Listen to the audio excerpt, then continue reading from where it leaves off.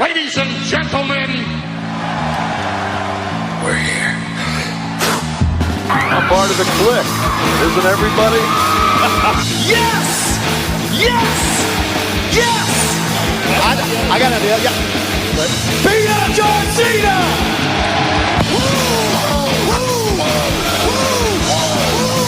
Give me a hell yeah!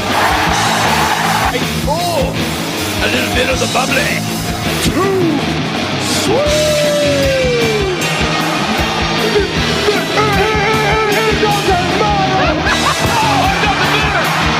This is where the power lies! I am the man. We need if we can survive! It's showtime, folks! The following episode is scheduled for one fall, and it is for your listening pleasure. This is In The Kliq. What's up, everybody? Baby Huey here, and joining me once again is my good brother from within the ropes and the Bullet Cast. It's BrianTronic. How's it going, man?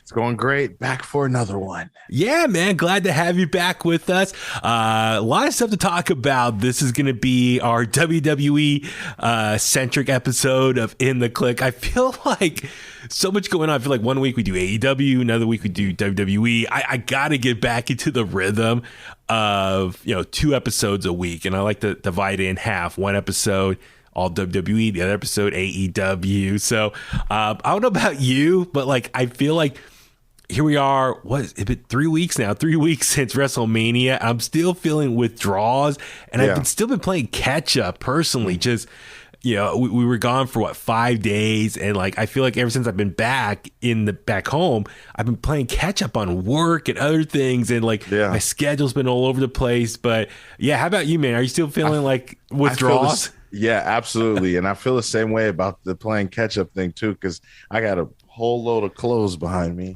and I haven't folded yet. I literally haven't folded since coming back. So it's oh man, I got my wrestling shirts already folded and stuff. But I see your priorities are the t-shirts, wrestling shirts. I'm sure your wife loves that. Yeah.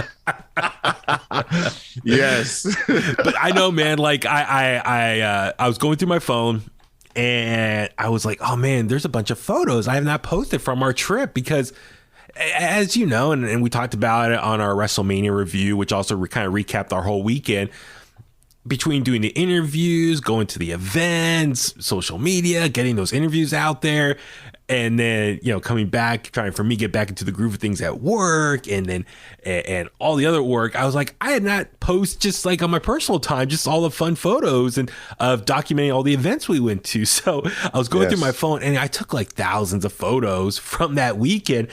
So I was texting myself all the photos that I wanted to post. That way I can resave them and they're at the top of my photo library. Right. I don't know why I'm getting super technical here. Hope you guys understand. But I think a lot of people do that.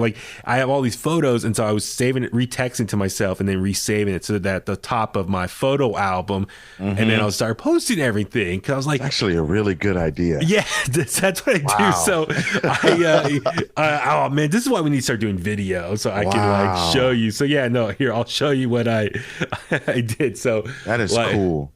So yeah, I took. Oh, sorry, that's. There we go. So that's all the amazing. photo. So yeah, all the photos I texted to myself and then resave it so it's at the bottom of my photo album or most recent. So then that way I go to Instagram, I can repost, and Twitter, Facebook, all that stuff. So I'm gonna start doing that. So that's what and don't get I already downloaded all my photos to my computer, but But I was like, oh man, that's a lot of photos to filter through. So to help save time, that's why I text to myself, resave it so it's at the bottom of my photo album, so it's easier to social media purpose to find them and post them that way. So that's so you don't have to fish through. You have to fish through your whole camera roll. Exactly. Thing. You could just go straight. It's right there. Boom. I'm gonna start doing that. That's Thank you. Honestly, that's probably what's keeping me from posting mine, because I haven't posted much like really anything either. Yeah. So I'm like, okay, now that's a great strategy. I'm going to do that now. You're welcome to all the Kliqsters out there. It's your little tech tip of the day from me. But yeah, no, thank you again, everyone, for tuning in. I got to get in the habit at the beginning of the podcast. Please, if you're listening to us like on Apple Podcasts, please leave us a 5-star rating, leave us a comment. That helps out so much. If you're listening to us on YouTube, please give us a big thumbs up. Go ahead, leave a comment. I'll try to respond to everyone. So yeah, leave a comment there, share the podcast. Yeah, subscribe wherever you get your podcast at. And if you want to email me, inthekliq@gmail.com. So much to get into. I felt like it was such a busy week with WWE news. Also AEW, like a lot happened. So I don't know, maybe tomorrow or something. We got to do an AEW discussion. Just so much going on with the Forbidden Door talk, all that stuff. But for right now, let's talk WWE. And some interesting news came out earlier this week. It was reported that Kushida is officially done with WWE. Looks like his contract was expired or just ran out with his time in NXT. He's gone, and Meltzer's reporting looks like he's going to go back to New Japan Pro Wrestling. There's a lot to discuss here, but Brian, I'll let you take it away. Just kind of your initial thoughts about hearing Kushida leaving WWE. Yeah, it was. I didn't really feel any ways. Like I do believe that it tried with Kushida in NXT, and you know he was NXT Cruiserweight Champion, but I don't think it didn't take long for me to realize that Kushida's just probably not going to work in WWE, especially the main roster. And then luckily he didn't like get to that point. The only reason I say luckily is because like it probably would have, I think he had a decent time in NXT, probably would have been worse for him. A lot of people didn't like the jacket time stuff. I thought that was cool. It was entertaining, but that may not be something that he wants to do for the long run, remaining his career, whatever. Yeah. So good for him for, leaving, I guess. Yeah, no, that's the thing is when he signed, a lot of people were excited because he was one of the top stars over in New Japan Pro Wrestling. And I remember it was at that last Wrestle Kingdom he was at in early 2019. He had like a big, farewell match or whatever. And then his contract was up and everyone knew he was going to resign with NXT. And he showed up and he was doing some good stuff, but then he got injured, and that kind of took him out for a while. I remember he had a pretty good rivalry with Velveteen Dream, if I remember correctly. Yep. It just seemed like it was a case of bad luck, one thing after another. He joins NXT, pandemic starts, he gets hurt, so he's not performing in front of a crowd. Then he's not just performing at all with the injury. Yep. He did have the Cruiserweight Championship for a minute. So that was kind of a nice accomplishment considering he was like a how many time IWGP Junior Heavyweight Champion. He was like one of the kings over there for that. Yeah. So, but unfortunately, they just never took things to the next level with him. He always was kind of stuck in that mid-card scene. And you look at the changes in NXT to NXT 2.0, I think a lot of people kind of maybe saw the writing on the wall that maybe they kind of eliminated the whole cruiserweight division and kind of wondered what his future would be with the company. On top of that, like, I don't know if he would have been successful or had an opportunity to go to the main roster anyway, how that would have done. It's a lot of what ifs, but based on kind of the new philosophy WWE has over the last August, I just don't think the cards were in it for him that would match up for his career and what he was going to do. So it's a bummer. He's a very talented guy. I wish him the best, and I hope, it sounds like Meltzer says he's going to go back to New Japan Pro Wrestling, which I was a little shocked by. I saw people online saying apparently he likes living in the U.S. With that being said, I thought he was probably going to sign with AEW, even though they got a stacked roster already. I don't know where he would fit in that roster already, but they do have the working relationship with New Japan. So I thought, well, he could work for AEW, but then use that opportunity to do stuff with New Japan and kind of return home that way. So he kind of gets the best of both worlds. But it's, I don't know about you, man, but I felt like if he would have joined NXT maybe in 2018 or 2017, that would have been like a really sweet time for him to stand out. I felt like, he was like 2 years too late because he joined 2019, but then things didn't really work out for him over the next 3 years. So I don't know. It's unfortunate, but then again, he looks like he played it smart. I guess it looks like it was just a 3-year contract. Let it run out. I wonder what he's going to do in New Japan, though. I know. Does he go back to the junior heavyweight division and dominate again like he did before? Or could he move on up to the heavyweight division? I know other guys from that era when he was in the junior weight division have moved up to the heavyweight division as well. So I wonder maybe that could be in the cards for him, and maybe have matches with Okada and stuff. Right. I don't know. It'd be interesting to see what holds for him. But yeah, I said wish him nothing but the best. I love Back to the Future. That's my favorite movie of all time. So I always love, his whole gimmick, the time travel stuff. Yeah. And time splitters and all that. So it's just, it is what it is. It's unfortunate. It's it kind of reminds me of oh my God, why am I blanking on the name? The other guy who does GTS, Go to Sleep. Kenta, yes. It kind of reminds me of Kenta's run in NXT. He was the big signing from New Japan, gets hurt. Doesn't really do anything, leaves and goes back to New Japan. So it kind of feels like a similar story. You know what? Here. I have to say that's something that's a comparison that I have not heard. So you're hearing it here first, Kliqsters. Like, that is perfect. That's the perfect way to compare or to look at Kushida's run in NXT. He had the Hideo Itami run. That's right, Hideo Itami. I think they had bigger hopes and expectations for Hideo Kenta. I mean, he was in. I think he was in the Andre Battle Royal. I think for I think it was WrestleMania 31. Was it that one? I'm trying to. He got hurt 2 or 3 times, if I remember correctly. So it was really stop and go with Kenta. As far as he started, had some good matches, then he got hurt. And, full disclosure, I wasn't watching a lot of NXT back then, so I don't know the full history of his run there, but I just know it was stop and go. He was teaming with Finn Bálor, so.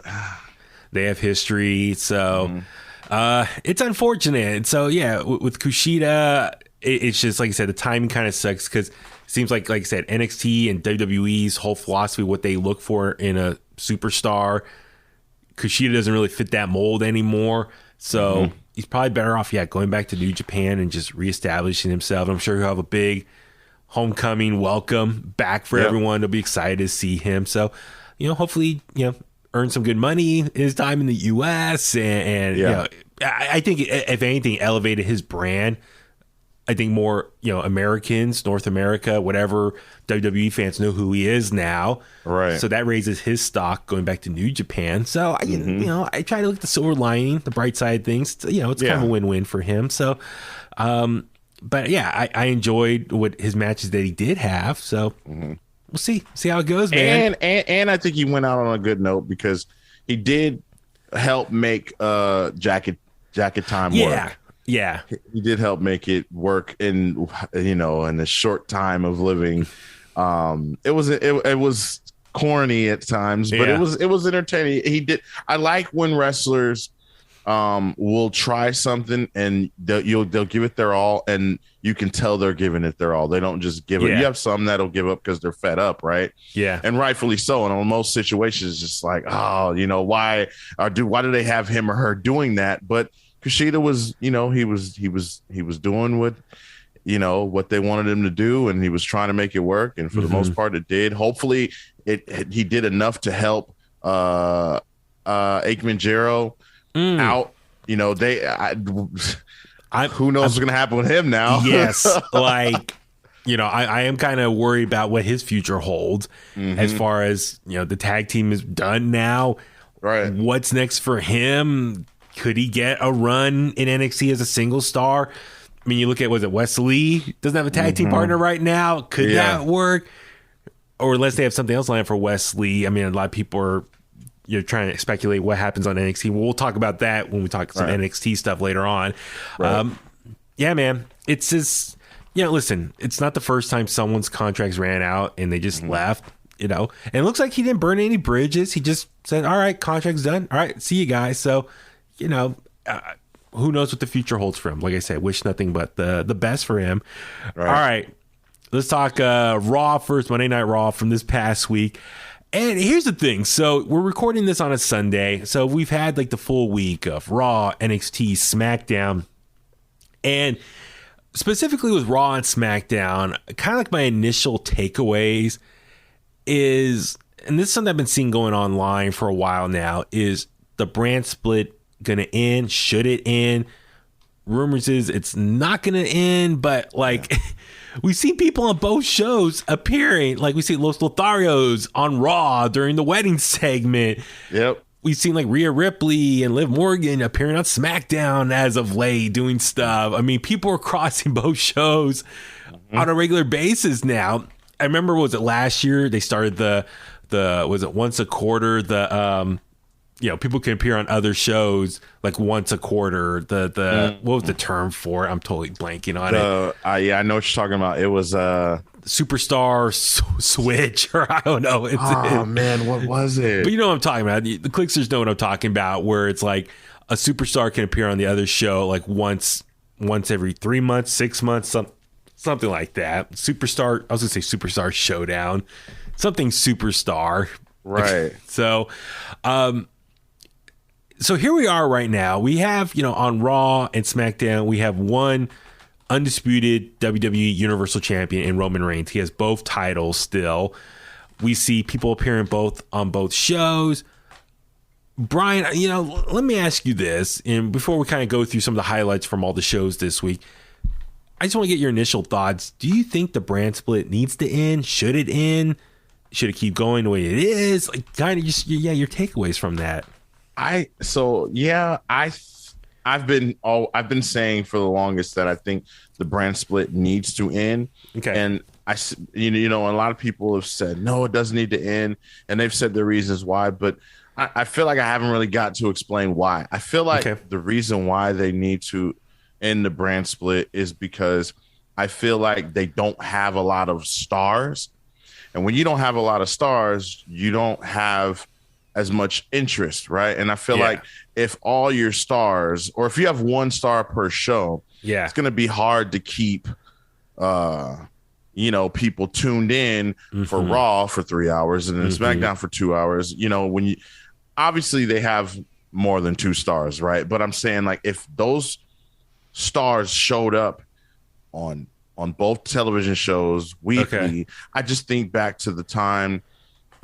Even before, because when they first brought the draft, right, in WWE, that was something new. It was cool. It was like, I believe it was, they were trying out something different. But before then, how exciting wrestling was, how exciting WWE was when everybody was showing up on Monday. I feel like if you have a story going on Monday, you can continue it on Friday. You don't have to.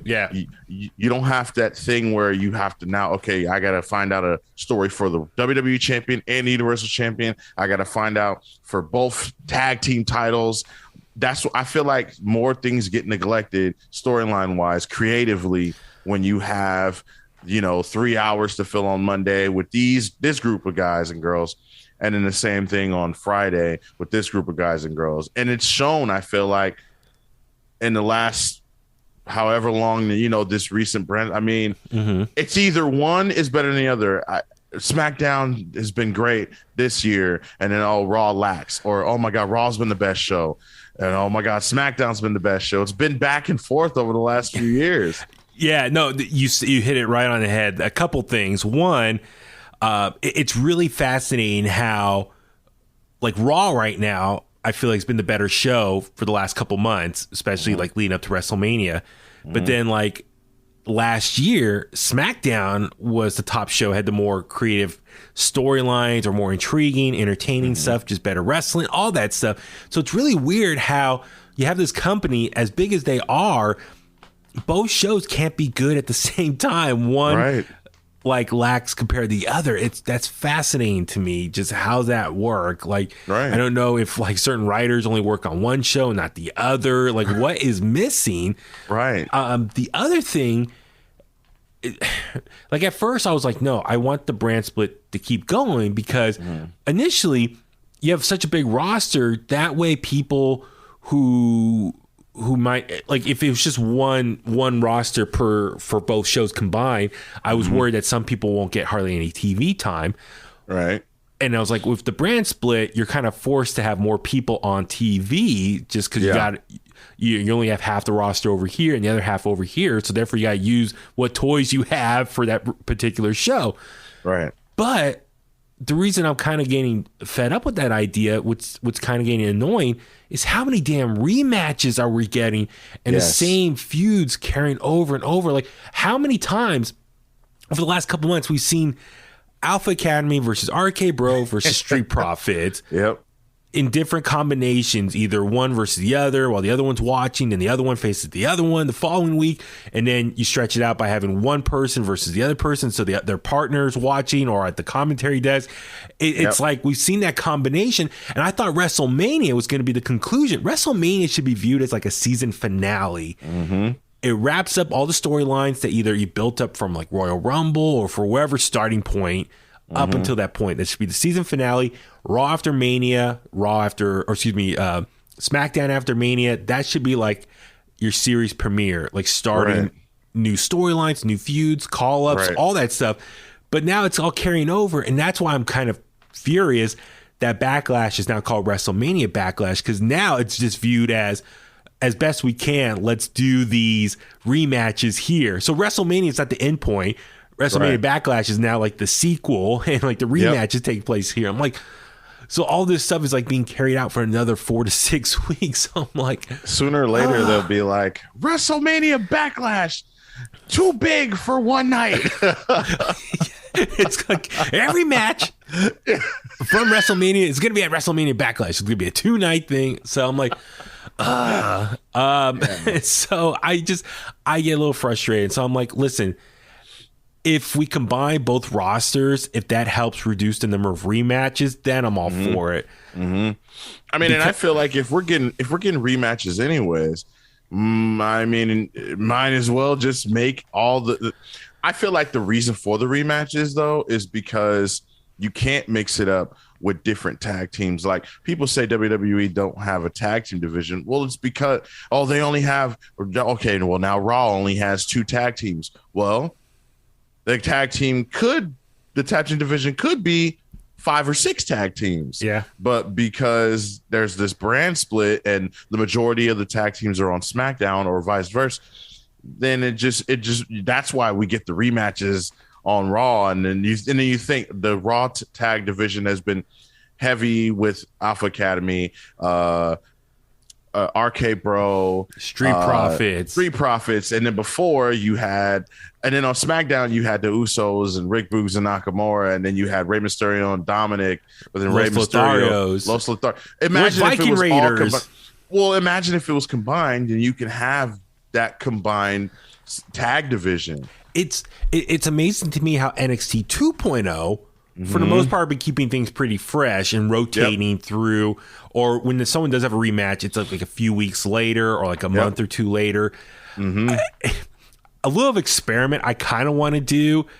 I don't know if I can actually pull it off just because I feel like I need to watch everything every single week. Because hypothetically, I might get like a last minute interview request, interview a WWE superstar or something. And so I feel like I need to stay on top of things so I know what I'm talking about. So if I'm interviewing someone, I know what they've been doing on TV every week. Right. But I really want to try is not watch Raw or SmackDown for like a month and just watch one pay-per-view to the next.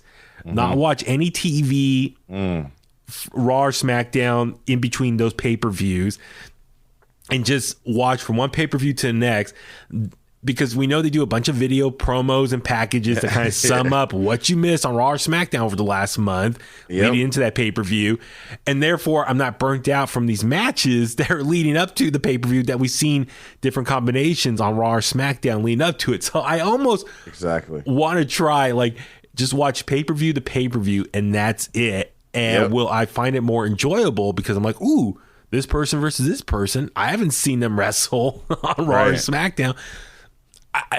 And that's another reason why it's like, okay, maybe the brand split should end. That way, like, it's less rematches. So I have a reason to tune in every single week. So it's like fresh matchups. And you know, they got a lot of talented tag teams. I'm using that as an example. Like I don't want them to. They have so many tag teams. I think a lot of people want to see win and be successful. Unfortunately, with that being said, some of them are going to have to be losers and just job out to other teams.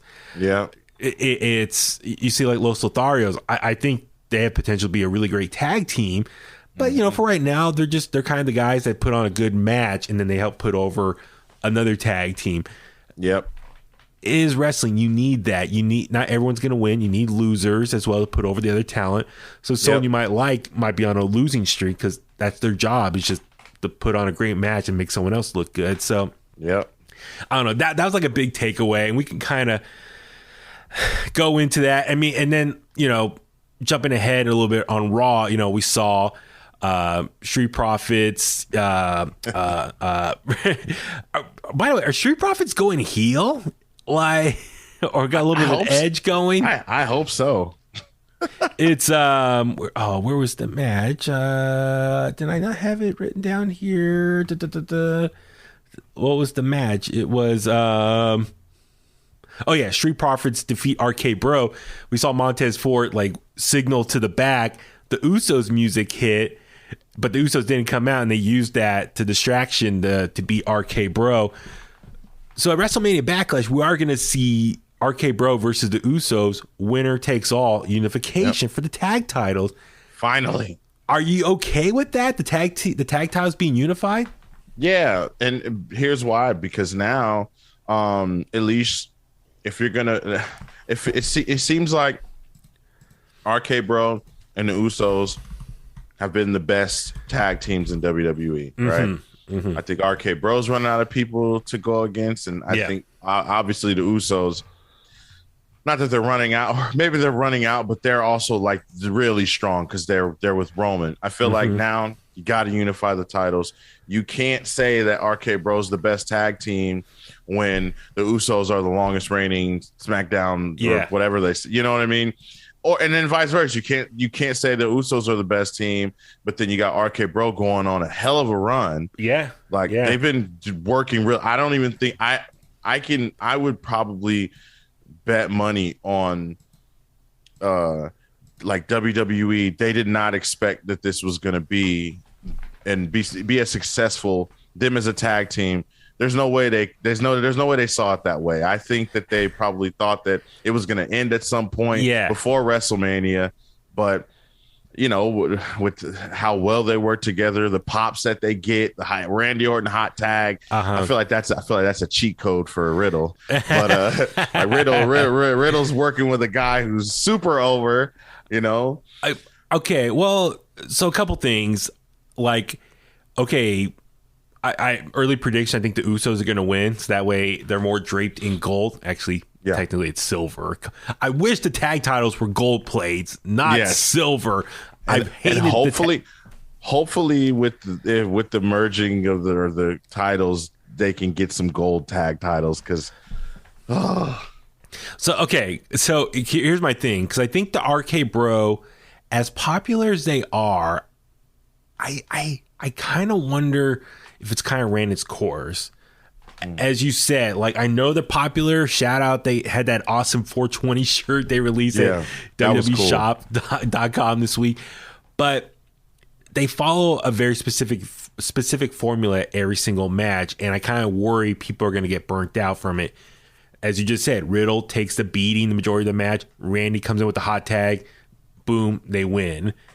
Like, I kind of wonder, is that going to run its course? And people are going to get like, okay, we've seen this so many times. Mm-hmm. And we know they were kind of like a makeshift tag team, two opposites coming together. And that only lasts for so long. And then, you know, WWE storytelling, one turns on the other, and then they have a rivalry from there. I think a lot of people think Randy's going to be the one to turn on Riddle, and then Riddle's going to get a big babyface push and have a match against Randy, wins, and then that'll hopefully elevate him to the next level. Randy does the service, puts him over, which also shout out. Maybe next week, let's talk our favorite Randy Orton memories. It is his 20th anniversary with WWE. So we should talk about that maybe next week. But with that being said, I kind of wonder if Riddle should be the one to turn on Randy. that might really give him a nice little boost as far as, I hate to say like a new attitude, because they always say that when someone goes heel, but that could really might give him a nice new character arc that we haven't seen before, and that might be more interesting. It would benefit Riddle way more for him to turn on Randy Orton than it would for Randy to turn on Riddle. And I feel like the only way you would want to do that, obviously, is to get sympathy for, Riddle, right? Like, oh my God, I felt like it. But at this point, I think Randy Orton has hit that tier of like, superstar where fans, they just love him no matter what. And at this point in his career, obviously, it would work better if, Riddle attacked Orton. Fans would boo Riddle. He'd become the heel. Like it just makes sense. Well, okay, so yeah, we'll see how that plays out. I'm all for that. Now, as far as with the unification with the tag titles, are you for that? As far as then the winner will be like Roman Reigns and appear on both shows. Are you cool with that? Also, are they going to walk around with both belts, though? Because Roman cut that promo, was it last week or the week before? It's like, hey, I got 2 titles. You guys should each carry around 2 titles, technically 4 titles total, 4 straps each. Yep. Are you cool with that? Like, for me, like if it's unification, I want them to retire both titles and come up with a new design that's just one belt, or sorry, Miz, I didn't say belt, one championship. Yeah. And to symbolize, okay, both these titles designs are retired. We're now unifying and debuting a brand new design that symbolizes the full unification. Yeah. And I would love they would do that as well for the tag titles. Therefore, you can introduce gold plates then. But is that what you kind of hope for as well? Or do you want them carrying around 4 belts total? Yeah. I want them to just go ahead and get, one set of tag team titles. Hopefully Roman gets one set. Or one WWE Universal, whatever they're calling it, championship. Undisputed. Yeah. Because I feel like, especially if you want to kill the rumors of eventually splitting the titles. I know that's a lot of people are assuming that, they're going to split. They weren't prepared for this. They weren't ready for Roman to have both titles. You either split them as soon as you can, or just make one new hold title. But then it makes me believe that they're going to keep it, because why would the Usos and RK Bro unify the tag titles? So, with that happening, it makes me believe, okay, maybe they don't have plans to separate, and maybe that's a perfect, I think, situation for the Usos, and because I'm assuming the Usos are going to win. That's me. Yeah. The Usos and Roman are going to be presented with brand new championships, and I don't know. I feel like that's something cool for them. That would be the great story beat. Like they have a segment where they celebrate their wins, and pretty much the bloodline has all the top titles that they're able to get. And they have a ceremony to retire the old designs and debut new belts. Like I always think about Stone Cold that Monday night after WrestleMania 14, after he beat Shawn Michaels. So technically, we all know Stone Cold was the last person to hold the Wing Eagle Championship. That's the following night on Raw, Vince McMahon debuted I guess you call it the Attitude Era WWE Championship. It had that blue strap. It was pretty much like the Wing Eagle title, but it's just bigger plates. I love that design. Listen, I know Wing Eagle is everyone's number one favorite, and I love it too. But I might, depending on my day and my mood, I might have to put the Attitude Era title above it just a little bit, because I'm a sucker for big circular gold plates. Yeah. That thing was it was like the Wing Eagle title, but on steroids, no pun intended, but just amplified. It was bigger. Yeah. And so to me that it looked great on Austin's shoulder, around his waist, whoever had the title. It was just bam, that's the champion. Yeah. I would love they do something like that, bring that back. Definitely. But, so anyway, I would love to see them do that and give them all new titles that symbolizes the unification. but I have a feeling they're just going to carry around all those straps because, like you said, it's like, okay, maybe with Roman Reigns, they can like it's we kind of saw this with Becky Lynch when she won both titles at WrestleMania 35. She carried around both titles, but then she would defend each one of them separately, and that's how ultimately she lost one after the other. So I kind of wonder like they might do that with Roman. I feel like the only difference with Becky though is that they were very specific about their wording. It was just a winner take all. Like it wasn't a unification. So that's what makes me feel like, okay, maybe it is going to be a true unification and that it's one world champ, one set of tag champs. And, and going forward, IC title. I don't imagine them doing the same thing with the women. At first I was that'll be great.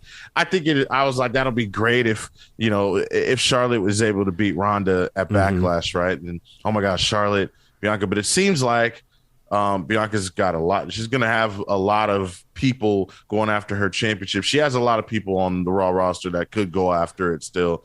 And then, with people, I know we're getting into it, but people wanting Bianca and Rhea at SummerSlam, like stuff like that. Just like, okay, maybe they won't merge the women's championships, but that's fine. Yeah, well, and that's the thing. It's like, okay, to me, this is starting to get very convoluted. Like, let's be honest. Okay, so like the word is like they're not going to bring the titles together. Like they're still going to keep them separate because USA Network still wants their own champion. Fox wants their own champion. So there are people think we're not going to get a true unification where like both titles are retired and they debut one title that's going to be used on both shows. Because then to me it gets kind of confusing because it's like, okay, this champion can appear on both shows, but however, IC is only on SmackDown. US champion's only on Raw. Like I just think for the casual fan that's like, wait, I'm confused. So this guy with this title can go on both shows, but this person with this title can only be seen here.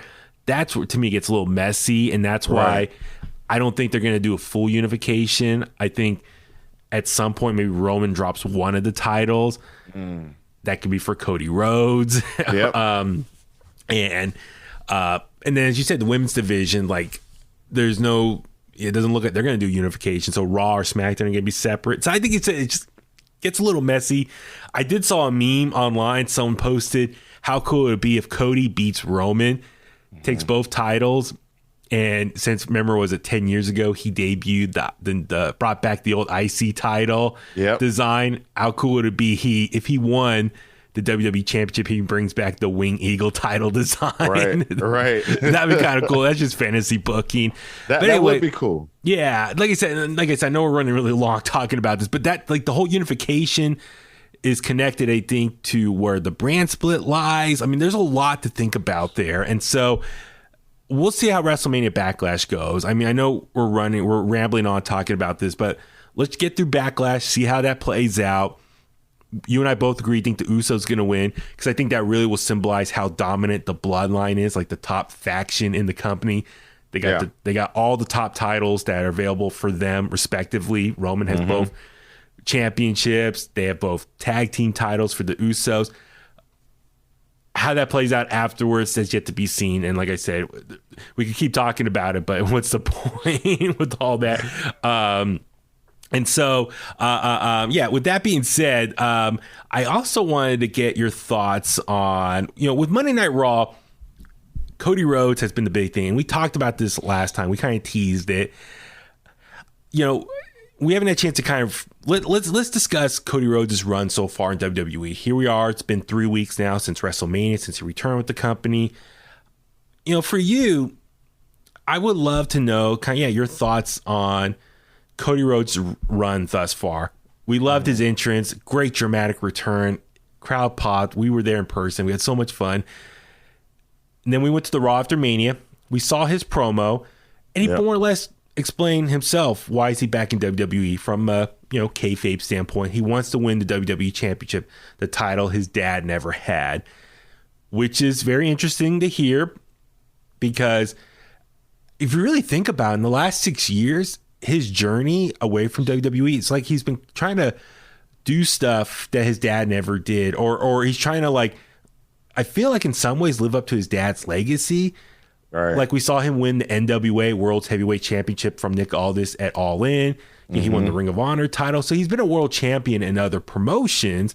Right. But so it seems like he's trying to like loosely, I feel like that's kind of, if you connect the dots, like he's trying to live up to his dad's legacy. And I feel like the last thing he needs to do is win the WWE Championship. And he said in his promo, his goal was to win it and present it to his dad. Unfortunately, never got to do that. He does have that photo of his dad holding it at Madison Square Garden in 1977. The belt was taken away from him because it was a DQ finish. Yep. He actually had that actual title. Dan Lambert gave it to him. That was a cool story. They gave it to him recently. Yep. And, we've seen him on Raw. He had a great first match back with Miz on TV. You and I saw the dark match the week before with Kevin Owens. Yep. We saw that match actually play out on Raw this week. It makes sense. The dark match a few weeks ago, I feel like that was just a warm-up match for them to kind of get used to each other, build their chemistry to have their match on TV. But, I'll let you take it away. Kind of your initial just thoughts on Cody Rhodes' run thus far in WWE. Yeah, I've enjoyed it. I feel like they're taking it. Obviously, it hasn't been that long, but I feel like they're taking it slow. They're not. It doesn't feel forced, at least for right now. Even in the segments he's been in, like they're kind of letting him be himself. I think him matching up with Seth Rollins again at Backlash is the right decision. I also think that you've got yourself if you're WWE, you've got yourself a beautiful problem. Like I think Cody is really coming into WWE with everyone, with these expectations of WWE not treating him right and not doing it. I think Cody wants to prove everybody wrong. I think the company wants to prove everyone wrong. And so far for me, I feel like they've proved that they're going to do right, and they're doing it. One thing that I'm curious is when Seth is done, when he's done with Seth, what's next? And looking at the pay-per-views that's coming up now, the premium live events that's coming up, you've got, Money in the Bank, right? And then SummerSlam. Like those two by itself is huge. And so those stadium shows. So how do you book Cody Rhodes, leading into those next stadium shows? And it's just like I'm waiting to see. As of right now, I feel like they've done a really good job of letting him be him. Yeah. He's got all the pyro in the world. His entrance looks great. I know the Cody Vader thing went away really quick, and that got some people going, they got rid of the Cody Vader. What is Cody Vader exactly? So it's the thing that it's like the thing he comes out of. On the ramp. So when we were there, that big black box that he came out of. So they got rid of that. Now they just have the smoke with the pyro, and then he just kind of just appears in the entranceway. Okay, gotcha. And so I'm like, okay, well, obviously, I honestly think that even from a live perspective, like it just didn't look cool. The Cody Vader didn't look cool live on a Raw setup. It's for TV because the camera angle. Yeah, it's made for TV. Even for TV, I feel like you have to cut to different camera angles while he's coming out and stepping over and walking down that little ramp. Like it's kind of hard to shoot. It's kind of hard to shoot it without getting that box in the shot. And I know that they don't want to get that box in the shot every time. Yeah. And they're not going to build a ramp specifically for Cody's entrance. So, maybe obviously at bigger shows, it'll they'll be able to set something up and have time for that. Yeah. Yeah. But they could save that for bigger shows and make it like a special thing. Yeah. They got all the pyro though. He's got pyro going off in the beginning, pyro going off when he's in the walkway, pyro going off when he's on the turnbuckle.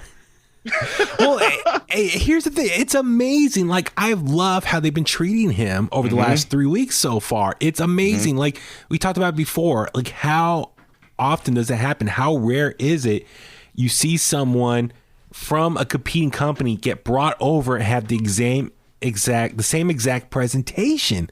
That's so rare. I think the only other time I could think about is Ric Flair when he came from WCW to WWF in '92. Yep. I'm trying to think of some other ones. It's really fascinating because when someone comes over to it from another company, they usually change their name, change their look, and they mold them into what they think they need to be presented as. So the fact Cody Rhodes, like I said before, if you watch his last Dynamite appearance and watch his first WWE return, it's the exact same thing. Yep. It literally is the exact same presentation. The only thing missing is Brandy. That's it. Yeah, which depending on who you ask, that's a good thing. But no, it's really amazing how someone can. It's the exact same thing. It's a different ring. But other than that, it's the same exact Cody Rhodes, presentation.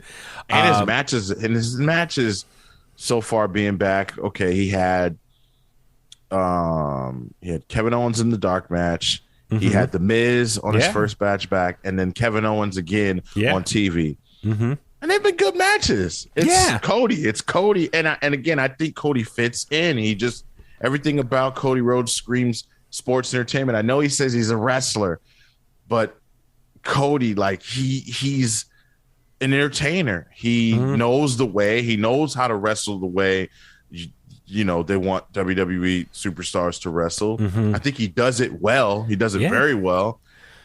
So it's, looking back on now in AEW, he was the most sports entertainer in that company. Mm-hmm. And I think that's, for me, that's why I love tuning in, because I love the way Cody wrestles and tells a story in the ring and his, how he executes a match, the ring psychology, all that stuff. Like him and Dustin at Double or Nothing a few years ago. Like, I love that match, the story it told, the emotions and all that. So with that being said, I'm glad to see him back in WWE and telling those similar type of matches. Mm-hmm. Call me old school in that sense. Like, there's a lot of matches I see going on now in other promotions, and I get burnt out watching it. I'm like, I wasn't emotionally invested in any one of these people, and after the finish, I'm like, I'm still not. Even more recently on I think it was Dynamite with CM Punk and Dustin. They had a good match. It was very methodical and very. Obviously, they had some stuff from the match Gold Dust had with Bret Hart. Yeah. So stuff like that is really cool, and I know it doesn't, like when you watch it on TV and fans at home may think I feel like if the fans aren't screaming at the top of their lungs, fans at home automatically think the match is boring. Yeah, but that's not always the case. No, I've you could sit there and be watching and try to analyze it closely. But like I said, with Cody, I've been loving the run so far. It's like they've been treating him great, giving these over-top productions. And I think internally, I think he's listed number 2 as the number 2 babyface for Monday Night Raw. I think Bobby Lashley's now number 1. He's number 2. And I forgot who's after that. So it's like they're holding him pretty highly up there on Monday Night Raw by babyface standards. So that's great for maybe the near future for him and what's lined up for him storyline wise. I'm happy for him there. But, with Cody is they've kind of got presented to them this really nice storyline. Like this could have a really nice Hollywood ending as far as Cody Rhodes left the company, went on this journey, this excursion, if you want to call it that, 6-year excursion, comes back to WWE. You got to give him some opponents, though, build him up with some wins. And then he goes after the WWE Championship and, wins it. That could be a great potential WrestleMania type moment if they want to hold off till then, or if they want to do it on a second big stage like SummerSlam. Yeah. That's a great moment to solidify his own legacy and for WWE to use for, future video packages. I mean, like I said, it could have a great Hollywood type ending. And I hope they take care of him like that properly and treat him nicely. And he's not to cut you off, but he's had those moments like it All In. That was it was a feel good moment seeing him walk down and have everybody around him and just the I forget who was the ring. It was Justin Roberts, the ring announcer, right? Yeah. He was, him ref, and then Hebner was the referee, right? Just everything. It was special, but like for Cody to have moments like that on a big stage like WWE, the biggest, right? It's like I just can't wait for him to have that, that moment, whether it be at a SummerSlam, like you said, or WrestleMania if they want to hold off, or, I feel it coming. It feels right. I honestly feel like Cody's forcing himself. That's what I said. WWE has a really good problem, because while you're building up and pushing newer stars, right? It's like, well, here we go. We have Cody, who, if we give him the world title right now, he can go to do all the talk shows. He can show up on the news stations. He can do everything. He looks the part. He wrestles the part. He is the part. So, well, the other thing too with Cody is like I said, this story, it could be up there with like a Kofi Mania, or when Bryan Danielson won at WrestleMania 30. Like, how awesome would that be? Like, Cody finally overcomes the odds and becomes WWE champion. He's like the number one champion in the number one company. Now, granted, I know some people might say Universal title is number one now, but the lineage is with the WWE championship. Yes. That's the title his dad never won. So how amazing would that be? It writes itself, and now it kind of makes sense, like what was going on in AEW. I think for how long we were all trying to analyze what's up with Cody's character in AEW, and I think a lot of people were saying that, oh, he's playing a heel, but in his head he thinks he's a babyface. No, it kind of makes sense now. I think he wanted to be a babyface and did not want to turn heel, but the crowd was turning on him, and he was doing his best to like roll with it. Yeah, I'm sure it was just frustrating. I'm sure he won't say that publicly. If I had to guess, like I'm trying to read him as a person, I'm sure he wouldn't go around saying how hard it was. But now the way he's being treated in WWE, it looks like that was his mission. He wanted to just be a baby face. That's all he ever wanted, and now he's getting that in WWE, and people are feeding off it. Now my only concern is how long does that last before the crowd turns on him? Hopefully he learned from his time in AEW. He won't repeat any mistakes or do anything that have the crowd turn on him. Right. So let's look at, maybe that path to the WWE Championship. So it looks like next up at WrestleMania Backlash, he's going to have a rematch with Seth Rollins. Also on Raw this week, he did wrestle Kevin Owens. Great match. It ended, Seth Rollins called Kevin Owens a fat ass. Kevin Owens got pissed, walked out, so it was a count out. So great match, lackluster finish. I wonder if this is setting up for Cody's next opponent. I think Kevin Owens will be the next opponent once he gets done with Seth Rollins. So this is just building up that foundation for the next feud. But let's look ahead to WrestleMania Backlash, though. Do you think Cody should win against Seth Rollins? Or you think Seth Rollins wins, but then you get 50-50 booking? Yeah, it's tough because Seth Rollins is, he's also super hot right now. Yeah. And I don't know I'm not sure if taking another loss will hurt him. Because what is that? That would be or technically a win at Royal Rumble, right? And then what was after Rumble? It was I forget. He hasn't had a pretty successful, win-loss record in the last few months. So I just feel like if they have him, if they have him beat Cody, right, that's 50-50. But then if Cody beats Seth, then Seth is buried. You know what I mean? Like, that'll be the narrative, right? For me, what I'm thinking, Cody needs to win, because if you're trying to build him up as potentially a main eventer, WWE challenger, WWE champion challenger, he needs to start racking up wins. And what better way to get that is take out Seth Rollins, who is, a multi-champion, was in the main event scene earlier this year.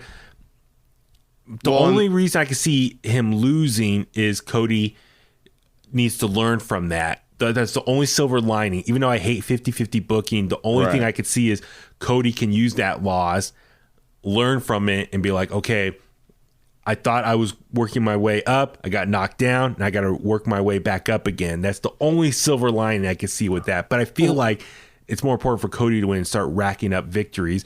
But then my only concern is he should maybe get a loss early. So because if he gets too many like wins and he's like undefeated, we know fans hate guys who just always win, you know, like the Super Cena effect. Yeah. So I feel like if you have Seth win, then Seth will be basically proving, you know, it'd be proving Seth is right. Like, oh, the only reason you won is because I wasn't prepared for you. Yeah. Right. But then if Cody wins, it makes Cody look strong. Like you said, he needs to look strong going into being a potential challenger for the title. Maybe I feel like this suggestion or scenario would be like the WWE way to do it, but maybe because like you mentioned, maybe KO would be the next challenger for Cody. Maybe have Kevin Owens help Seth get the victory over Cody. Then that would turn Cody's attention to Kevin Owens. Okay. Right. And then maybe Seth can go on to maybe not necessarily challenge for the title, but maybe try and recreate. Okay, now I'm on my path to get back to the championship. Just to kind of give Seth, okay, like you helped bring Cody back in. You gave him his first match. All right, we're going to give you your one-on-one match now. And then once he kind of loses, obviously, and then you'll put Cody in that position after Cody's had more wins. It's going to be interesting because it's kind of exciting right now because Roman does have some fresh opponents, which, by the way, before I forget, is Roman not going to face Shinsuke Nakamura at Backlash? Like, did that storyline just drop? I have no idea. Right? I mean, it looked like they were going that route. It looked like Shinsuke was going to get the Cesaro treatment and be set up for Roman at Backlash like Cesaro was last year. But now it just kind of felt like we saw Shinsuke just come out on SmackDown this week as far as the Lumberjacks. And it's like, wait a sec, what happened with the whole storyline with Roman that they were telling? So they just quietly dropped that. But anyway, with that being said, I'm saying with Roman, he does have some opponents line up. You know, Bobby Lashley seems to be back. Yep. You know, AJ Styles, I hope he wins over Edge. You know, he could be there. You know, Cody could be lined up at some point. We got Drew over on SmackDown. So I think Roman does have some, you know, credible opponents that could be some interesting stories throughout this summer. So that's something I look forward to. But yeah, I really want to keep my eye out on Cody Rhodes and see how this plays out for him. And you know, I'm a Cody fan. I want to see him win the WWE Championship at some point. So we'll see how it goes. And yeah, I'm looking forward to all that. I know we're running a little bit long here. I guess one other thing from Raw, the big takeaway, Finn Bálor losing the U.S. title to Theory. Not Austin Theory, just Theory. Yes. Look at you. You're cheering. So are you for seeing Theory win the championship U.S. title? Yes, for multiple reasons. One being because he's really, really good to me. He impresses me. His charisma, his in-ring, everything. And then I just feel like he's got a little bit of John Cena and Randy Orton in him. Like he's got that ruthless aggression, right? But then he's also got a little bit of thugonomics, like arrogant, cocky. And then I feel like he could turn the switch and be, you know, some sort of Viper, like, you know, like, I don't know, it's something about him. And I just like that WWE is they're following through sort of with what I guess is expected, right? You have Theory go on this run, have that Mania moment, and you know, now he's US champ. It's just like building new stars. That's all I care about. I want them to start building these new stars and making them feel and look important and look, you know, the way they're supposed to look, whether that's dominant or whatever. Also, someone like, almost said it again, someone like Theory, I feel like with that much talent, with that much sports entertainment, I'd say it, he's got sports entertainment written all over him. Everything about him, I feel like, is what Vince or, you know, whoever, like, that's what they want. They want someone, and I feel like Austin. I almost said it again. Excuse me. I feel like Theory is one of those guys. He seems like he's fearless. He's not scared to go out there and try whatever, you know, whatever Vince wants, whatever the company wants. you can tell when someone's comfortable in doing something and when someone's uncomfortable. Like the Karrion Kross stuff, I don't think he was comfortable. Pierre Cat Lee, I don't think Keith Lee was comfortable doing that. Correct. Yeah. It just didn't, and that's why when it came across on TV, it was just like, what is this, right? People are going to forget that they took Austin out of his name and he's just Theory, because he goes out there and he's confident. He's like, I'm Theory. That's who I am, you know. And even with the selfie thing, like he's confident doing that. But when he gets in the ring, he's funny, he's arrogant, he's obnoxious. But when he gets in the ring, he handles business. That's what he did. He took the U.S. title from Finn. Yeah, so no, I'm with you. I see like a lot of John Cena, because like I think of early days of John Cena, Thugonomics. You know, this tough guy, heel, cocky, has some swagger, really good delivery of promos or just segments, promos, whatnot. So I do see a lot of similar qualities with Theory to, like, you know, young John Cena. So that's why I'm excited for his future as well. Do you think, though, okay, let's look at Theory here and then let's analyze Finn Balor, because a lot of people are upset about Finn Balor's future or what they did to him. For Theory, though, do you think it's too soon for him to win the U.S. title, considering he just lost to Pat McAfee 2 weeks ago, or at the time, 2 weeks prior at WrestleMania? Like, they didn't do a lot of build-up or anything storyline between him and Finn. I know they've been having occasional matches here and there over the last couple months, but it's just like, oh, yeah, U.S. title match tonight. Oh, Theory wins. Bam. Like, yeah. What? So it could have been too early. I mean, I even said that, you know, maybe it would have been better for Theory if Finn had a meaningful U.S. title run. Yes. Because this was his first defense. Yeah, it would have been better for Theory longevity, because it's like, okay, wow, he beat Finn after Finn just went on this really good run being U.S. champion. Theory's had a great run, you know, and so he's earned this championship opportunity.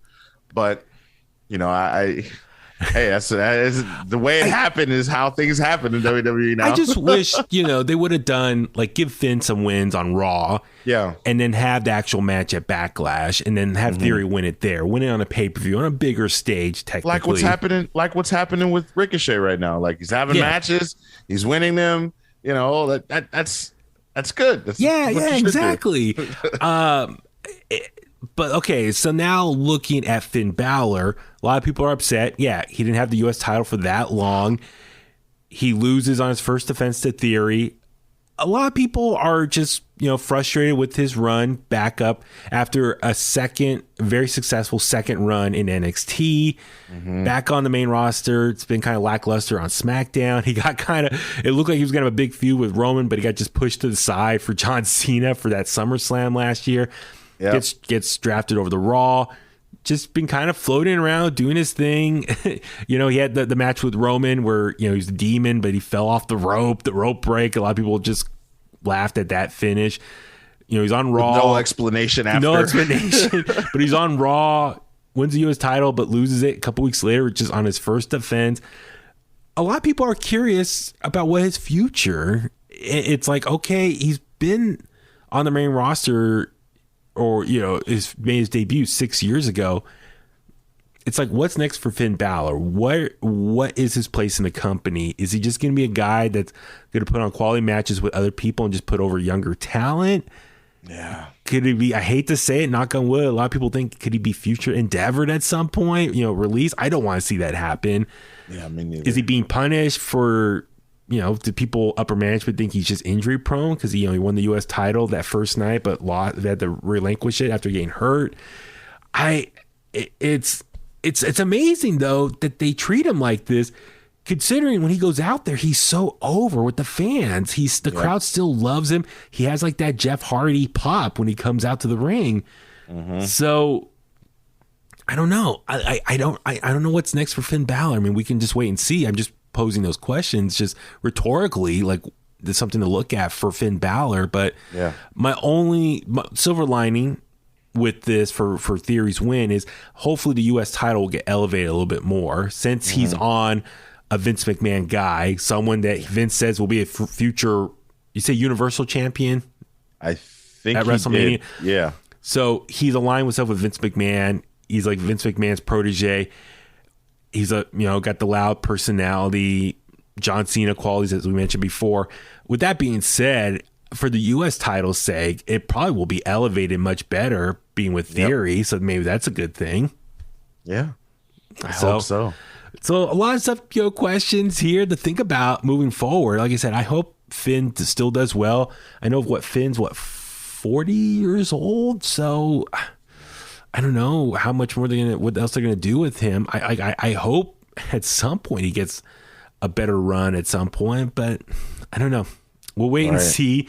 A couple things real quick. We'll just power through because I do want to talk NXT and SmackDown real quick. We saw Edge and Damian Priest cut a promo backstage with the purple light, explain their motivation working together. And then they beat up AJ Styles, which a lot of people were kind of laughing. It was like the purple light effect. It just seemed kind of awkward. And, Edge referenced the Brood and Ministry of Darkness as like his... he has that evil in him because it's in his past. But a lot of people were saying, why acknowledge those factions? Those were better than what you're doing right now. It's like, well, we don't know yet. Hate to see, wait and see. Let's see how this goes. It's still building.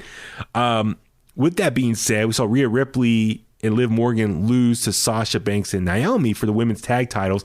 Rhea Ripley turned on Liv Morgan, beat her up. It looks like Rhea's a heel now, and the rumors are she's going to join Edge's faction. Your thoughts on Rhea's heel turn here, and you're cool with her going down this route? It was great. and I said this on Twitter. I said she got it. Like then and there. It's like she unlocked an achievement in a video game. Like when she turned on Liv, it made enough impact on me and to where, and I like to pay attention to certain things. Like I looked at her face and her eyes. She had this look in her face, and this look in her eyes, and I'm like, okay, she's got it. She's gonna do just fine doing this. She's comfortable.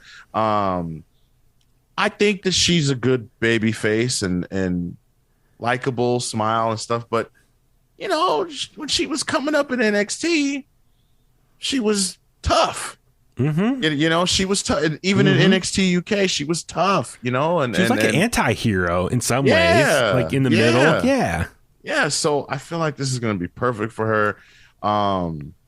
Her path to becoming what a champion again, and becoming and being in a place where she, I feel like rightfully should be in WWE because again, like.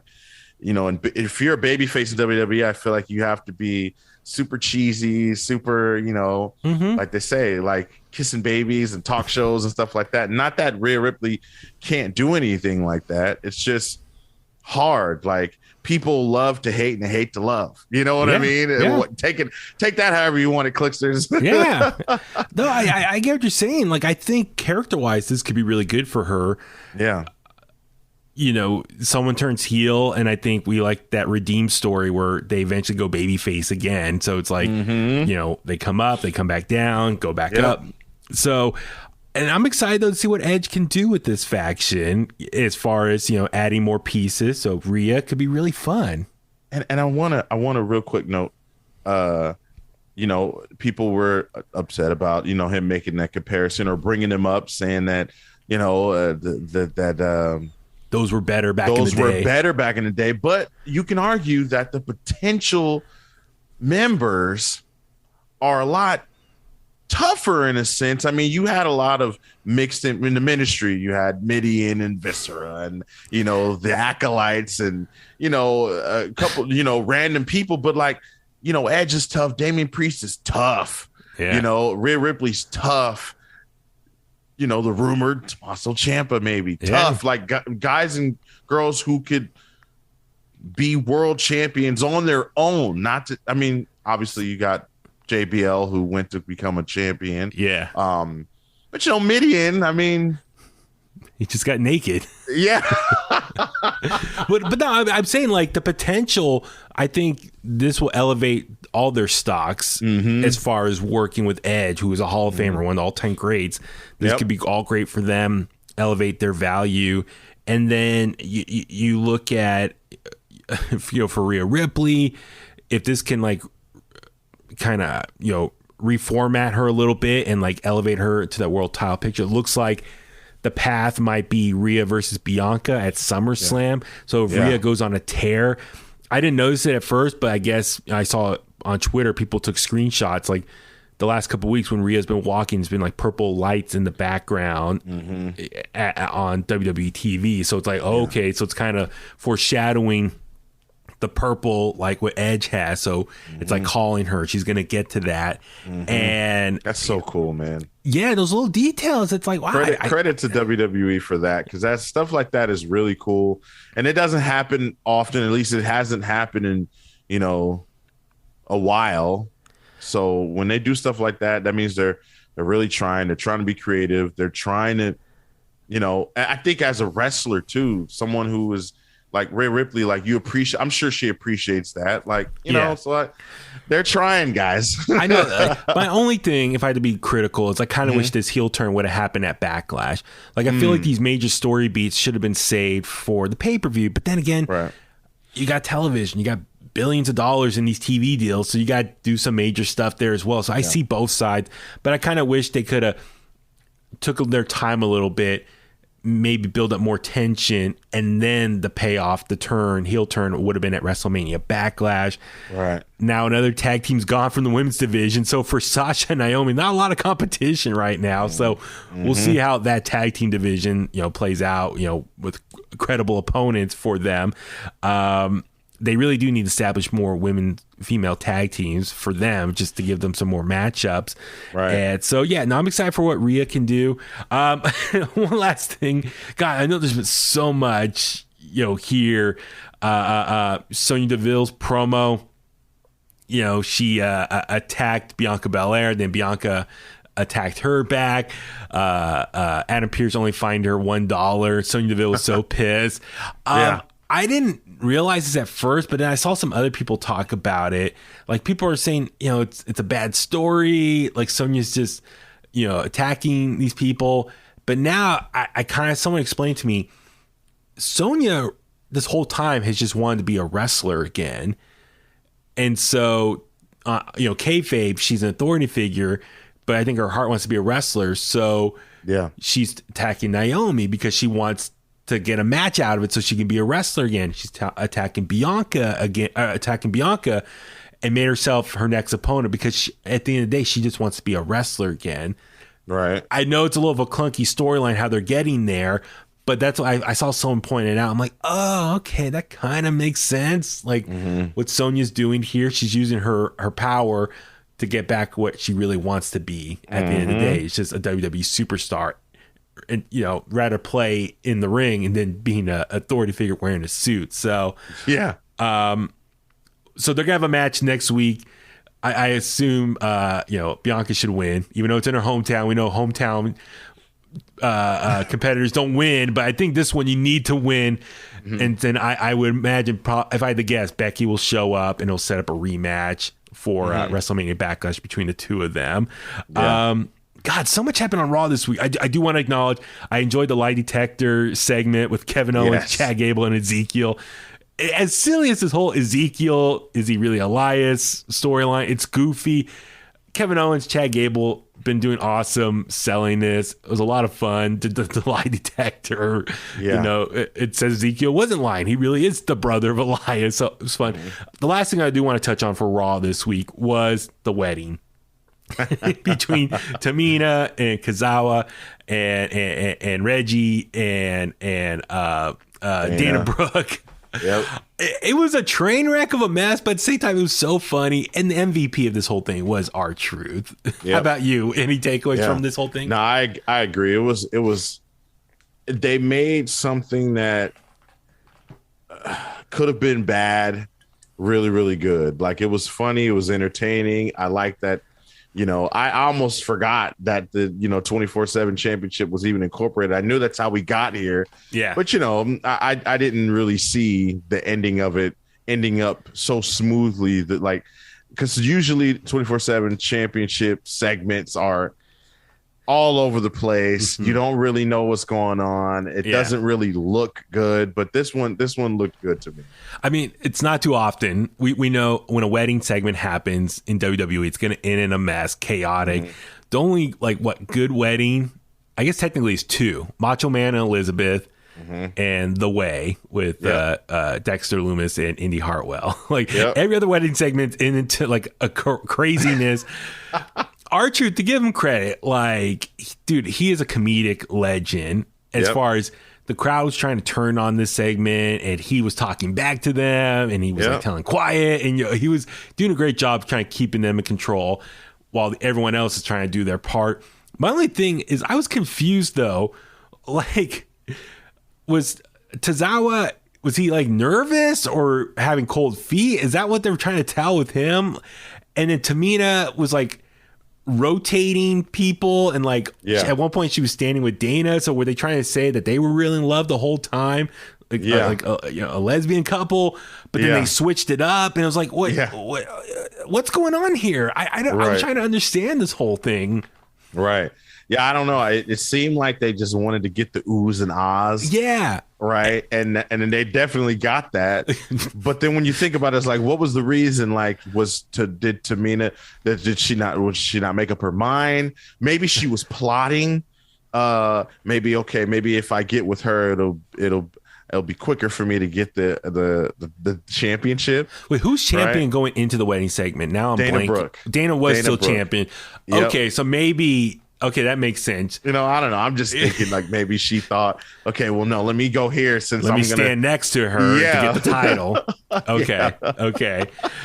But it's just and a lot of people were like, oh, why is Sasha Banks and Naomi out there? This is below them. I was like, well, no, they were part of her friend. Yeah, it's Tamina's her friend. Team Bad. They were 3 Ps. Yes. And plus, she just stood there. It wasn't like she was chasing after the title. Exactly. Yeah, that's one of the things that I had an issue with online. A lot of the outrage over Sasha being a part of that. It's just that's cool that Sasha's a part of that. Her and Naomi had their match. They won earlier in the night. Now they're supporting their friend. I thought that was cool. I mean, it's realistic. You support your friends, right? Yeah. I mean, I know the wedding, it was kind of like a car crash, but then in a car crash, you just can't turn your eyes away. So that's for me. I was just watching it, intrigued. So, and one thing I want to say about R-Truth real quick is that, again, another example of someone who isn't afraid to, it might get me in trouble. It might not. I'm going to go out here and, go off script a little bit, because there's no way they could script people to tell people to stop the what chance or, you know what I mean? So I feel like when you do stuff, and I know a lot of people do it now, but R-Truth was doing it and doing a little extra, trying to go off script and make it entertaining and make it fun. So, props to him for that. I love when wrestlers do that. Yeah, R-Truth, if it hasn't been said before, the guy needs to be a future Hall of Famer. He's definitely earned his place. Just how valuable he is to that company in more ways than one, in so many different ways. I love R-Truth. He's been what a video package that's going to be. Yes. And like I said, he deserves to be in the Hall of Fame. He's earned it with everything he's done. So yeah, like I said, Raw, as you can tell, it was very action-packed, a lot of stuff to take away from this. And I'm looking forward to WrestleMania Backlash, see how it goes there. All right, let's move on over to NXT real quick. We'll power through this. The big story throughout the whole night was Bron Breakker on the hunt for Joe Gacy. Joe Gacy, we saw him kidnap his Rick Steiner, Bron Breakker's dad, a couple weeks ago. Last week took the Hall of Fame ring, threw it in the fire. This week, he was doing his best. Some people were saying Bray Wyatt impression, just kind of psychology, trying to just psych out Bron Breakker, having his face on multiple screens, his, multiple mirrors staring at Bron Breakker throughout the whole night. Bron was on the run for him. We saw at the end of the night, Bron Breakker confront Joe Gacy. Joe Gacy said, if he just wanted the ring, he just had to ask, and just gives it right back to him, puts him in his pocket. Pushes Joe Gacy pushes Bron Breakker.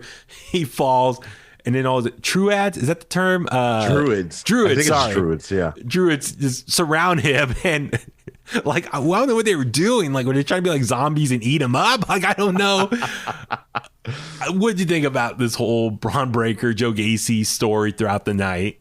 I liked it. Another Joe Gacy's another one, man. Another one of my favorites who I really enjoy, who I understood and got in the beginning when 2.0 started. And I know he's very controversial and a lot of people didn't like his character and story, but another one of those very, very talented, full of charisma.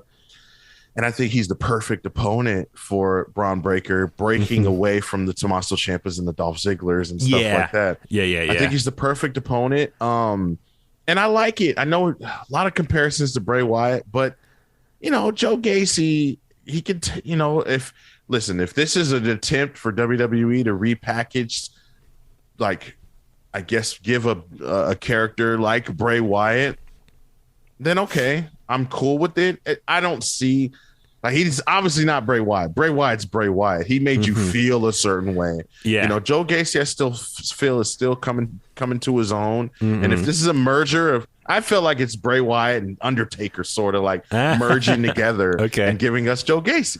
Yeah. Well, I like seeing Bron Breakker as like a strong baby face. He's like going after the bad person, Joe Gacy. Not backing down. I'm on the hunt looking for this. I just, from a story beat standpoint, instead of going after like the ring, I wish he was looking for his dad. Like he had his dad captive, and then like the following week they're like, oh yeah, his dad was released. Like, I think it would have been more dramatic if he was looking for his dad. Like, like Joe Gacy was messing with him. Like, your dad's here. Now your dad's over here. And like throughout the whole night, he's on the hunt for his dad. And maybe at the end of the night, still couldn't find him. And then maybe there was spring breaking or wherever spring breaking. So they're going to have like their match there. So it's going to be on TV. Like, his dad is revealed there, and it's like, you need to win the match to get your dad, or he wins and he frees his dad or something. I think that would have been a little bit more dramatic and overcoming the odds. Or at the least, show us some footage from after NXT went off the air of him going to go find him. Yeah. And then finding him and you know what I mean? Or not finding him, it would have just given us some, okay, he's still on the hunt for him. Cause I wasn't clear. Throughout the night, I was like, is he looking for his dad or is he looking for the ring? Like, which one is he, did he reunite with his dad? Cause if it would have been cool to see that, know, and then him be like, I'm going to get your ring back, that would have been cool. I know a lot of people were joking or at the whole mirror thing, like the multiple mirrors, to think of Ultimate Warrior and Hulk Hogan and WCW, or was it Alexa Bliss and Shayna Baszler last year? So, it is what it is. The hooded, I'm looking on the WWE's website. They're calling it hooded disciples that surrounded Bron Breakker after he took a leap of faith when he got pushed off. It's like those push off things. I'm like, what? It was kind of silly. Like, was that really needed? But then the disciples surrounded him. Like, what was the point of that? Well, and I think the push off thing, you kind of seen it coming. Like, he's up there on the platform, obviously, the way that they're shooting it, the angle that they have it at. So I kind of knew like what was coming, but the hooded disciples, I actually like that name for Joe Gacy. And then, I just like how to get his title shot, all he had to do was ask. And he's like, yeah, you got it. And he just put the ring in his pocket. Like, that's it. Like, get an NXT championship, you just had to ask. Like, I don't know. I wish he would have, like I said, held his dad captain and be like, I'll release your dad. You gotta give me a title shot first. And he's all right, you can have it. And then like either releases him or says, gotcha. I'm going to keep him and make sure we get the match. You won't see him until the actual match or something. Like, little more suspense. And where was Harlan during this whole thing? See, that's the thing. He could have been the one holding the dad, Rick Steiner. Yeah. He could have been on holding him and like saying, like, I got Harlan watching him right now or something. Yeah, it's like, come on, have they seen any? When Breakker was coming up to coming through the crowd, he could have been like, don't take one more step, and then showed that, Harlan had his dad. That would have been perfect. That would have been more of a reason to not have, because it is kind of weird how Bron didn't even attack Joe. They just went up there to talk, you know? Yeah, couldn't they just watch like a Liam Neeson Taken movie and just learn from there, like how to tell the story of abduction like that? Right. But anyway, yeah, I'm looking forward to their match though, seeing when that happens there. Let's see, what was some of the other big takeaways we saw? Let's see, Tiffany Stratton defeat Saray, Grayson Waller defeat Sanga, right? Sanga, which, you know, his outfit is just Braun Strowman's old outfit. Yeah. Like. We saw Legado del Fantasma defeat Drake and Gibson. Sorry, Grizzled Young Veterans. Yes. So they dropped their names. It's just Drake and Gibson, which I don't know. I did like seeing at the beginning of the show, we saw Pretty Deadly, the new NXT Tag Team Champions, in the ring. And then Drake and Gibson confront them. I'm like, oh my God. Like my brother Tommy and I were laughing. I'm like, this is great. It's like NXT UK all over again on a bigger stage. Yep. That was awesome seeing them. But Grizzled Young Veterans, they're still being treated like just, you know, jobbers or just jobbing out to these guys. You know, they lose to Legado del Fantasma later on in the night. I wonder, are they going to get called up, Grizzled Young Veterans? I think so, because I don't know if you saw after on NXT's Twitter, they had a backstage like interview, and they said that this is it, that they're leaving NXT. So I think they'll get called up. Yeah, that'd be cool. Maybe on SmackDown, fill things up. I mean, obviously with the name change, I mean, I would think, okay, that's why they're going to be Drake and Gibson. So and then Carmelo Hayes versus Santos Escobar. Carmelo Hayes picks up the win. Great match. I mean, come on. Yeah, what else can you say? It was awesome there. And then let's see. You know, Hayes rolled up Escobar for the victory. After the match, though, we see Hayes, you know, say he wants another shot at the North American Championship. Cameron Grimes comes out, and then Sikoa comes out. Solo Sikoa comes out. So it looks like it's going to be a triple threat for the North American Championship. So two things. Who do you think is going to win? And what do you think about Cameron Grimes' character so far? I feel it's got kind of really vanilla. Yeah. I'm worried for Cameron Grimes because there's just no elevation. Like, he had the feel good moment of, you know, capturing the North American Championship, but then now it's just like, okay, what do we do with them now? I do think that it was probably a mistake taking it off Carmelo Hayes in the first place. So he'll probably be the one to get it. Maybe he'll pin Grimes, and then maybe we get Solo Sikoa and Carmelo Hayes going forward in a feud for the championship. Yeah, like for me, like Cameron Grimes had this great story trying to win it for his dad and all that stuff. And then when he wins it, he's been kind of really stripped of his personality, and he's just not as engaging as he once was. And I'm like, it's like, it just reminds you sometimes the chase is better than the catch.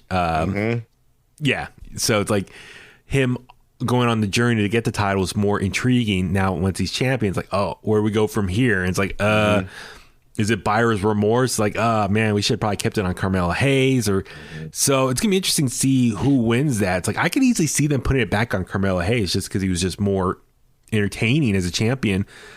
Solo Sikoa, though, I wonder, could they move him up to SmackDown, have him be with the Bloodline? Could he be a fourth member? I would love to see him be a fourth member of the Bloodline. I know he just signed with the company. He is the younger brother of the Usos, but I think he could be a fun fourth person for the Bloodline. Yeah, I think that would be kind of cool. See what, you know, for him.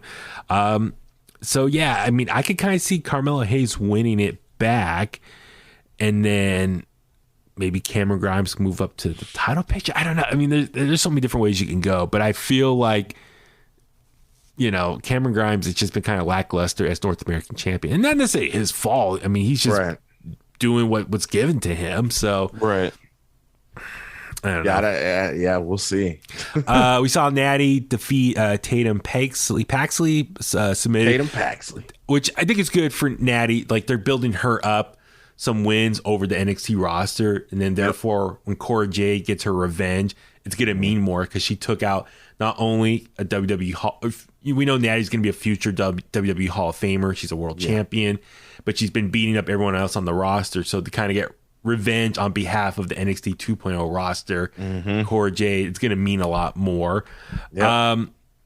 Zion Quinn defeat Wes Lee. They had this backstage segment. So Wes Lee is like frustrated. He's lost. Well, actually, that was after the match after he lost. But Zion Quinn, like, he was like being nice to him, and then he goes out there and destroys him. I was kind of confused by all that. Like, are they going to be a tag team? I don't know. Wesley trying to make a phone call. Was that supposed to, like, he was trying to call Nash? But yeah, he hung either up. he was trying to call him or he was trying to call him. I don't know. I don't know what do you do with Wesley. I'm glad to see him on TV. I think a lot of people were concerned about the real life events of Nash Carter, him being released. What's going to happen with Wesley here? I'd like to see him. I'd like to see Wesley as a member of the Diamond Mine. I was just about to say that too. Yes. I think that could be good. Kind of maybe reestablish him. Yep. Who knows what Roderick Strong's doing? I mean, Roderick Strong was NXT UK this week. So I don't know. Where Wesley goes from here, we can guess, but let's see how this plays out. Diamond Mine I think would be really cool for him. So I wonder if like that breakdown is going to help encourage a gimmick change, or trying to help set up his future where he's going to end up next. So we'll see how that goes. And then we saw former Roxy, former Ring of Honor Women's Champion, now going by Roxanne Perez, defeat JC Jane. She looked great. As far as young as she is, I know she started wrestling really young with Booker T's school. She looked great here, man. She definitely looks like a great fit for NXT 2.0. Yeah. She got the win though after, Wendy Chu distracted JC Jane when she was on the jumbo screen, like destroying their back room, which I laughed. I was like, who cares? She just threw around some furniture. It's not like she ripped up any of your personal items. Right. I was just kind of like, oh, come on. You could have like, I don't know, maybe had like a special bag or jacket or personal item that they established earlier in the night that JC brought to the arena. But no, she just flipped over some tables and chairs and the couch. It's like you guys can get a new VIP area. Okay, so you guys are the champs. They're gonna get you anything you want. So that's what I was kind of like. I was seeming a little bit lazy for that. But no, Roxanne Perez, I'm excited for her future. And she was supposed to debut next week, but storyline wise, they're like, oh yeah, no, you're gonna wrestle tonight now. So I like that. I really do. I'm curious between her and Cora Jade, that kind of be like the future, women's champions for the division. So I'm excited for where all that could go. And in the main event, we saw Pretty Deadly take on Loomis and Hudson, this another makeshift tag team. They're the lovers of both Indy Hartwell and Persia Parada. They were flirting with Pretty Deadly. Or Pretty Deadly trying to flirt with them. They're like, hey, you guys willing to fight our men? And so it turned to the match here. Pretty Deadly wins. Good. I give them credit. They've been defending the titles. They've been wrestling every week since they made their debut and winning the titles. Do you think Dexter Loomis and Duke Hudson could be future NXT tag champions, or this is going to be a short-term thing? It's probably going to be short-term. Yeah, it's probably going to be short term. But then again, they remind me of they remind me of something that could be like a Sheamus and Cesaro type tag team. Okay. Where they eventually become really good friends. And, because Cesaro and I don't think Cesaro and Sheamus liked each other, at all. Like they were enemies before. Now then they became a tag team and they were successful. They became the Bar. So I feel like Dexter Loomis and Duke Hudson could potentially have something like that. if creatively you do it the right way, but I don't think it will. You got to get rid of. Unfortunately, you got to get rid of Indy and Persia. I think for it to be successful. Yeah, I don't know where this all could go. Like, maybe eventually they'll like come to their senses and they'll be like, you know what, we're better off. We are a good tag team, but we're better off without them. And then maybe they'll dump them together. I see something like that happening. I'm always curious what Dexter Lumis' ceiling with WWE is. I feel like his character is very limiting, and it's getting kind of repetitive what he does. He doesn't talk, gives the thumbs up, paints a picture every once in a while. It's like, okay, it's the same thing. Is it going to be main roster bound? Like, I just don't know what you do with him. So this is something temporary to hold him over until they probably figure out what the next storyline to put him in for his type of character. It is limiting. So find him and Duke Hudson, odd couple coming together because they're just trying to work with each other because they date girls that are best friends. So but nonetheless, pretty deadly. I'm loving everything they've been doing so far. I think they're perfect for NXT 2.0 based on their whole look and gimmick. So yes, NXT 2.0, man, it's say what you want to say. The wrestling can be hit or miss, but the actual like characters, storylines, I'm kind of digging it. It's cool. And then we saw was Lash Legend. Was it this week where she let boots on? That was last week. Last week. Damn, she knocked out. Lion girl, what's her name? Nikita Lyons. Yep. Wow. So I can't wait to see that matchup next week. So we'll talk about that more next time. But all right, SmackDown. Let's just, like I said, once again, power through this real quick. I got to ask you, Brian, Ronda Rousey, Charlotte Flair, is this rivalry just dead now? Like, a lot of people are being critical that it's just lost a lot of people's interest and it's on life support right now. I can kind of see that. I think partially that's just with Ronda Rousey's performance. Charlotte Flair, I give her credit. I think she's been carrying this whole thing, from her promos, that what she does and what she says in the ring. Ronda Rousey's been very flat to me. People have been critical. It just seems like she's not as interested. I think was it you that said like on the broadcast, like her star power is not as strong as it once was. I don't know. Kind of your thoughts on this rivalry. Yeah, it's not really working anymore. And while people already have, feelings about Charlotte, right, and the position that she's in and stuff like that, and then now with the impression and everything that Ronda's been through, the tail end of her the first time before she left and then now coming back, it just hasn't worked.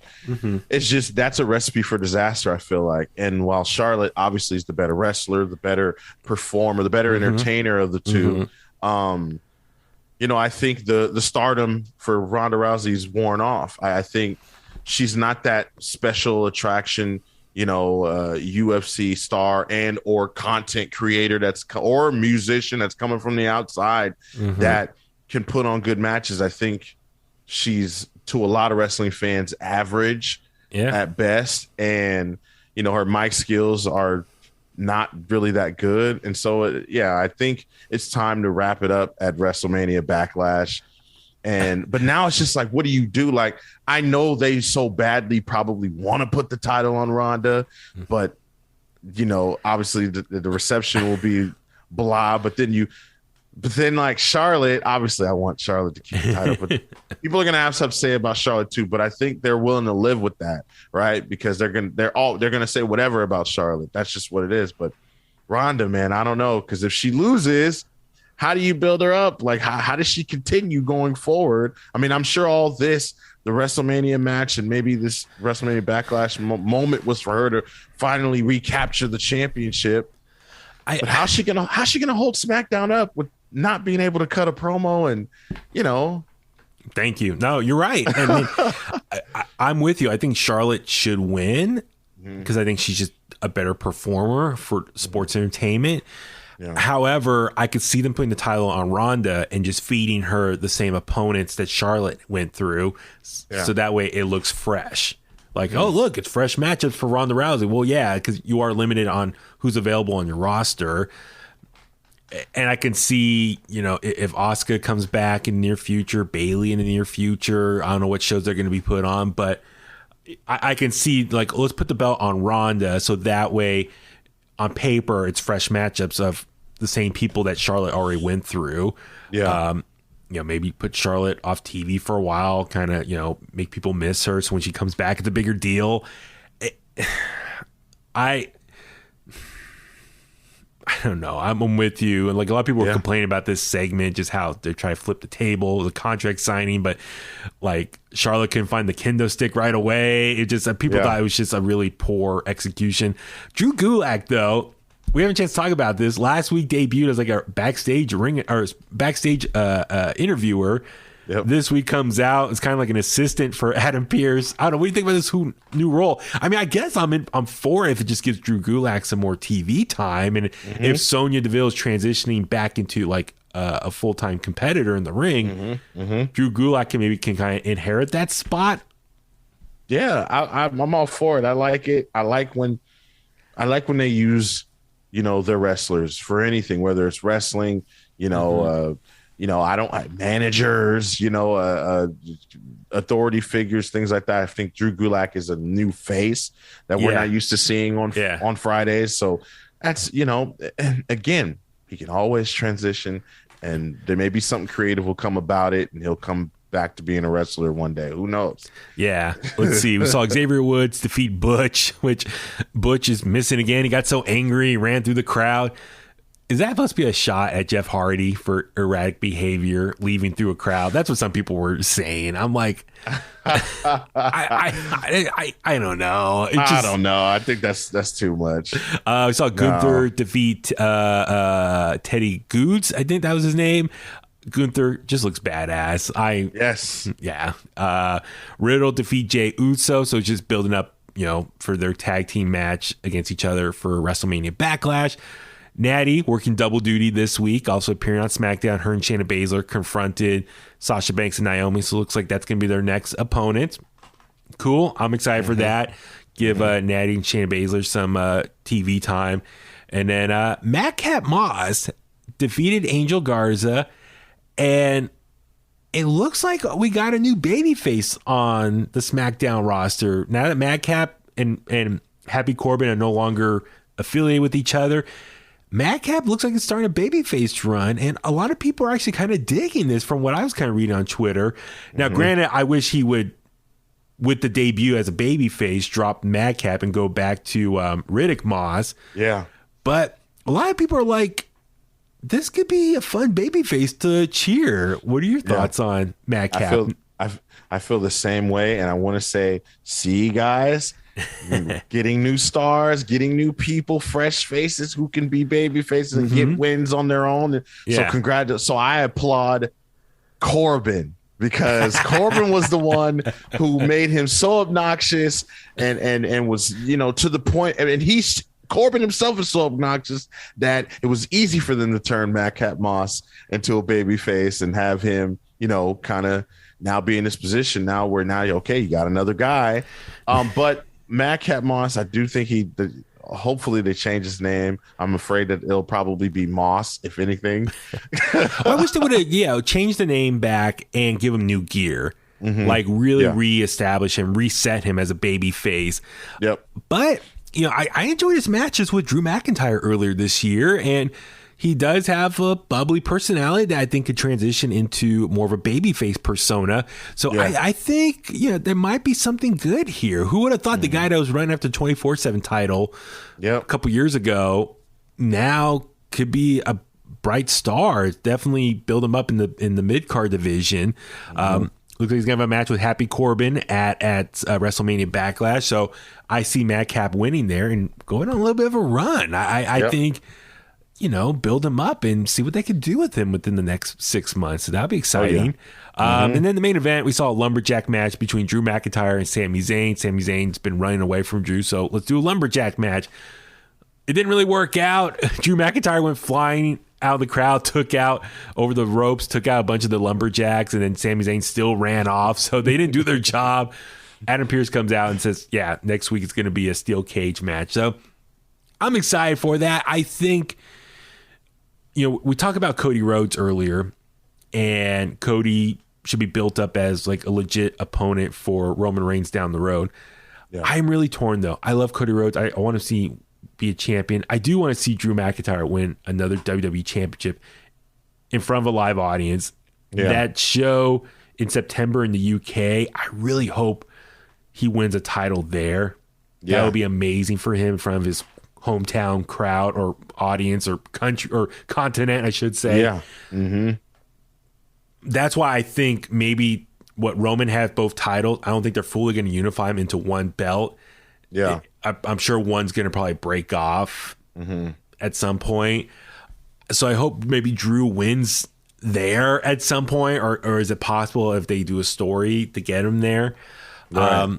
So I think so what I'm getting at is you got to start building up Drew now. Yep. Because, things kind of died down for him over the last few months with that feud with Happy Corbin and whatnot. So Sami Zayn could be a great first opponent to destroy and then build him back up into a main eventer for the title. So steel cage match should be entertaining. Sami Zayn will be a goofball and probably running around. I think they filmed it on Friday because they're going to overseas this week, and so they already pre-taped SmackDown. So I'm avoiding any spoilers, but looking forward to see how that plays out. So man, busy week at WWE. I know we did our best to get it all in this episode here. So thank you, Kliqsters, for staying with us this whole episode. So on that note, let's start wrapping things up. Brian, where can the Kliqsters find you online? Kliqsters, you guys can find me at BrianTronic on Twitter and Instagram. Follow my show at Within the Ropes, also on Twitter and Instagram. Glad to see you back making new episodes. So please subscribe, follow Brian. Does it all. Amazing job. I'm Baby Huey. Follow me on Facebook at Baby Huey Official, Twitter and Instagram at Baby Huey83. For everything else, at In The Kliq on social media. Please subscribe to In The Kliq wherever you get your podcasts at. Watch us on YouTube. Like the videos. Leave a comment. Hit that like button. All that good stuff. And if you want to email me, inthekliq@gmail.com. And on that note, let's go home. And that's the bottom line because Huey said so.